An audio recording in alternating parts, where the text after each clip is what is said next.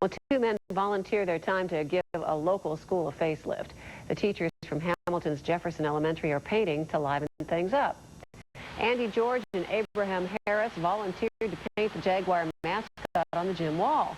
Harris, who has no arms, helped out with the project using his mouth and underarms to guide the brush. He says he hopes students can learn from his disability.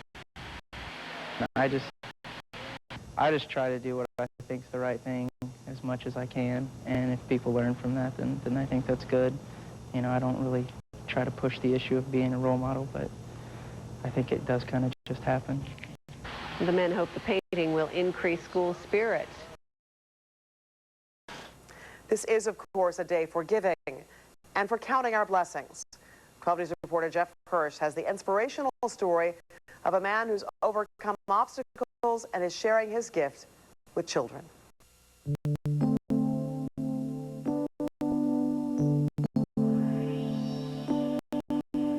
If you want to be an artist, to work with fine instruments and tiny lines, one thing is key: hand-eye coordination. Or is it? When I was born right here in Hamilton at Fort Hamilton Hospital, they just expected a normal childbirth just like any other, and the morning came and I was born about 1 o'clock that afternoon. I came out with no arms. I always liked to draw. I'd always spend my free time drawing whenever I could. 25-year-old Abe Harris is the art teacher at Jefferson Elementary School in Hamilton. The art teacher with no arms. Got an eraser and everything. It's your lucky day. This art teacher used to wear artificial limbs, but gave them up. More trouble than they were worth. And I actually found out that my arms, and I call them nubs. My license plate says nub love. But I call them my nubs, and they actually work better than tools. Of course, it's one thing to do this at home by yourself. It's quite another to get it in front of the toughest audience in the world. Okay, guys, look over here. School kids. I really don't ever know what to expect, and sometimes you do get the kid that's mad, and even if they did say something, they always come back and apologize to me. That's because these kids respect what Abe Harris is and what he does. I never let the physical difficulties hold me back. I hold the pencil right here next to my cheek with my arm, and let me get this Abe Harris clearly loves children, especially inner-city children who have obstacles of their own. His message to them: if I can do it, you can do it. So, and then what I do, like I said, everything's got to be close to my face. You know, I don't have a wristband on right now for drawing, so what I do is just mark out my lines, and sometimes I have to sit back and look at it to make sure I'm still straight on the paper. Abe took up art in college at Miami University. A professor said you'd be good at this, and he is. Artistic talent is a gift, which Abe Harris likes to share. Usually I like to use a wristband that would hold it to my arm, but I can do it the same way as I do with a pencil. Just get a little water. Watercolor painting is actually one of my favorite types of painting. But if Abe has a favorite type of painting, he also has a favorite specific painting, a self-portrait. I learned a lot about what my body looks like, you know, and how it is different from what you learn of how to paint the human body. And, you know, where proportions, like, you know, this isn't even as tall as my head. So when I would paint, you know, I'd have my head, and then I'd always have my elbows coming all the way down to my hips, and I just could never figure that out. And to finish that painting, I think, to me, really helped me understand who I was. Abe downplays the cliche question, are you a role model? No more than any other teacher, he replies. But Abe Harris is an example, and he knows it. You know, you got to challenge yourself. And whether it's you can't walk, or you don't have any hands, or you're blind, or you're deaf, you know, whatever it is, you gotta challenge yourself every day. And I think that, you know, by doing this story, people are gonna watch the news, and they're gonna say, there's no reason for me to be sitting here right now. You know, let's make a better place for everybody. Let's go out there and do what we can. Jeff Hirsch, 12 News. What a wonderful story. Besides being an art teacher, Abe Harris also plays golf, basketball, and he coaches soccer. He is engaged to be married this summer. We thank him for sharing his story. And a local teacher has no trouble holding his students' attention. How he's using his disability to inspire them. They say the best teachers bring their own life experiences into the classroom, and a Hamilton teacher is doing just that by using his disability to inspire his students. WB64's Richard Childs shows us how he's touched their lives in a unique way. On the warm side, we have colors like red, orange, and yellow.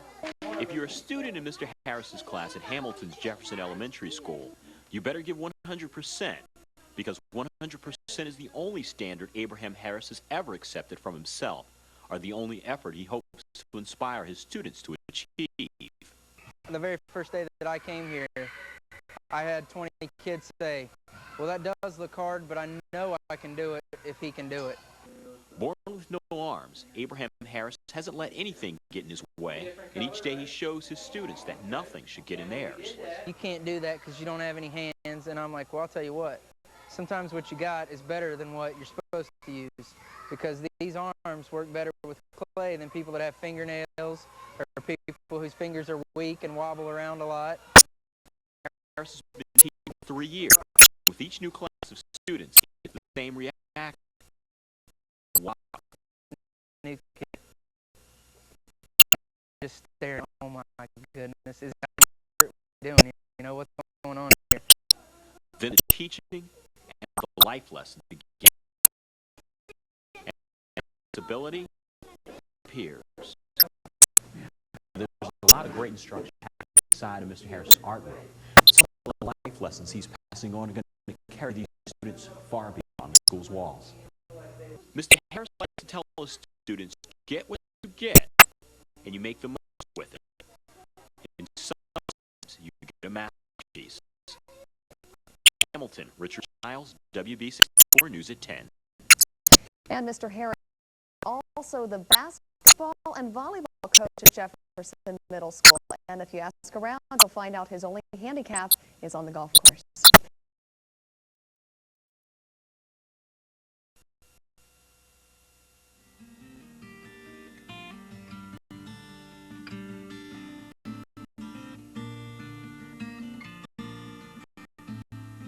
First day with a new group is always pretty scary for me. I don't know what, you know, sometimes you get kids that are going to be mean. Sometimes, most of the time, they're scared. But every one of them is curious. Yeah. And like, sometimes I'll walk in with basketball first thing and I'll just be like, boom, and spin it on my arm, you know, and like hold it there for a little bit, and they're just like, and I'll be like, and I drive this big blue truck out here, and you know, and you like just start telling them all the stuff that makes an adult cool to a kid, you know, and they're just like, what? It doesn't matter that he doesn't have hands. And then like the next day, I'll bring in a bunch of my artwork and I'll put it up, and I'll be like, I made this bowl out of clay, you know, and they're just like, wow. So then like, you know, and I'll let them know that they could come up in the hallway and ask me questions. The first times, you get a lot of coworkers that want to help. You know, they feel like you're one of the kids that needs help with everything, and they'll like try to carry stuff or open the doors. But like, I don't know, by the first month or so, they're just like, I don't need to do all that. You know, he's fine. He wouldn't be here if he couldn't. My principal was a little worried when I got hired. I actually interviewed at McDonald's up in Oxford because I lived up there still, and I met her on a Saturday morning, and she was like, are you sure you want to do this? And I was like, well, yeah, why not? Then she talked to some of the professors at Miami, and, you know, once I just came into here, she was like, oh, you're great, I don't even have to worry about it. And she didn't even check on me or anything. So. We figured out a way to use like a wristband, so I could put my paintbrushes in there, and I just like scoot up the one I needed. And, but like I've seen the scissors with like the extra finger holes where the teacher will cut with them and stuff like that. I had it was like a little block with like razors on a spring, where it stayed still, and I just pushed up and down on it and moved the paper through it. But you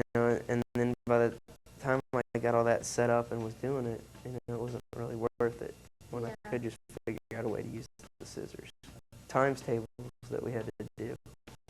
Like you had, multiplication. Yeah. Like they give you the paper and you had so long to do it. Yeah. And I just wasn't able to write fast enough. Like I knew what the answer was, but I wasn't able to write it down quick enough. And they were like, well, you can write fast with your feet, right? And I was like, well, sure. So they were like, well, just, do this test with your feet. And I just say,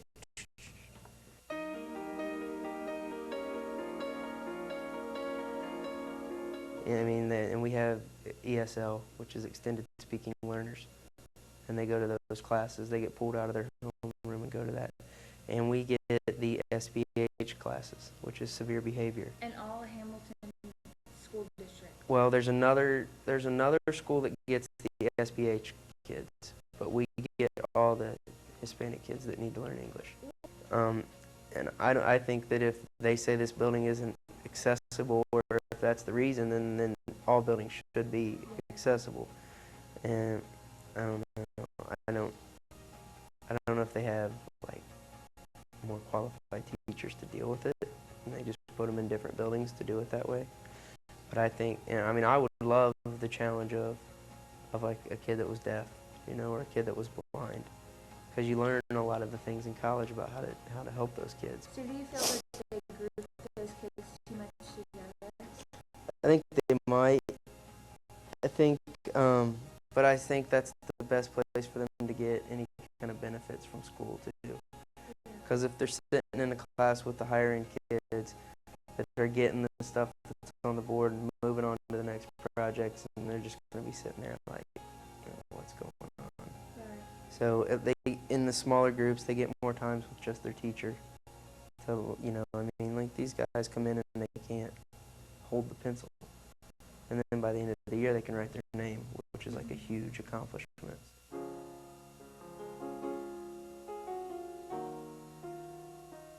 We did have a kid here like 2 years ago that only had one hand. He was left-handed, but see, he had an IEP, but he didn't need special services, like he didn't need an aid all the time. I had a kid that had, I believe it was cerebral palsy. We didn't have a lot of control over his hands, and he couldn't manipulate clay that was, pretty firm. Like he couldn't do much with it. But like I just made a big thing of slip one day, just a big bowl of it, and just put it down in front of him. And he just spent hours just like squishing through it and moving it all around and like drawing stuff in it. And so you find a way to bring art to them and try to make them happy with it. But sometimes they can't concentrate on stuff. But if they come in here and I'm doing a project where they have a lot of stuff to cut out, then they got a lot of stuff to do, and they'll sit and just do it, and they'll cut it out perfect because they won't have, they'll get fussy if it's any other way. And like I don't have any physical handicap kids, so I really couldn't tell how much I'd have to change things for them. But I'm sure that they do fine. Like I think I'm a natural motivator when they would be like, well, he doesn't have either one of his hands. So that's what that one kid, he would always be like, I know I can do it if you can do it, because I got one hand. And I'd be like, oh yeah, I guess you can then.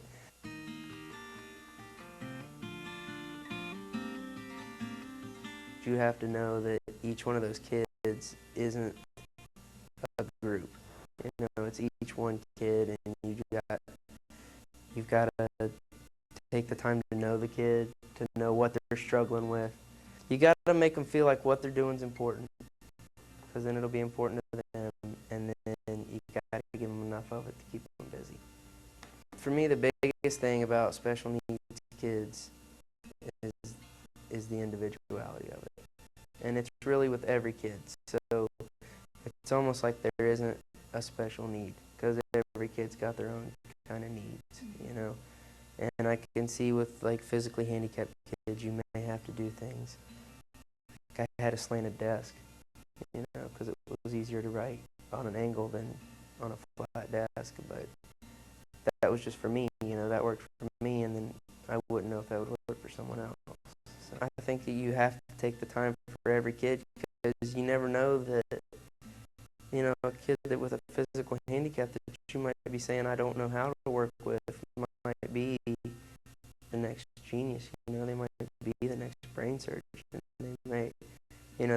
capability. They just need someone to help them pull it out. And if you don't, you never know. When I was in school, a lot of the stuff I talked about in college with inclusion, I always finished my papers with, you know, you got to give it a chance because it does work, because I'm proof that it does work. So that's the biggest thing, is just like proving that it can happen. And you can't give up on inclusion, because kids got to have the chance. You know, maybe it doesn't work, and if it didn't, oh well. But if it does, then they might grow up to be a teacher themselves.